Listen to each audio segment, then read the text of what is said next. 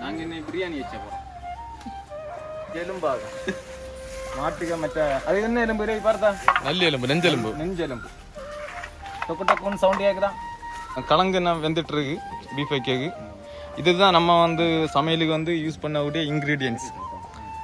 நாங்கள் ஒரு 5 வாட்டி பீஃபை கழுவி இப்படி சுத்தமான ஹைஜீனிக்கில் தான் சாப்பிடுவோம்.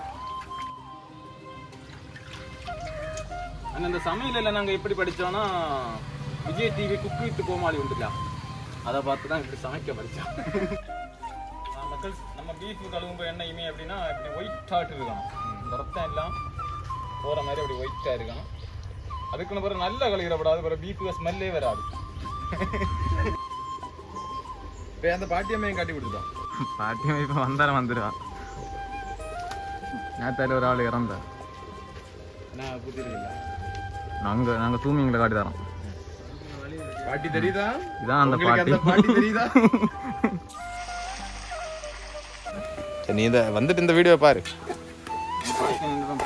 போதையில் கிடந்து கிடங்க போதுமா போதும் போய் துறைஞ்சு. இனிதான் நாங்கள் பிரியாணி இப்போ ஸ்டார்ட் பண்ண போகிறோம். கிழங்கு பிரியாணி, கிழங்கு பீஃப் பிரியாணி. இது இப்போ எல்லா கலரும் வர மாதிரி.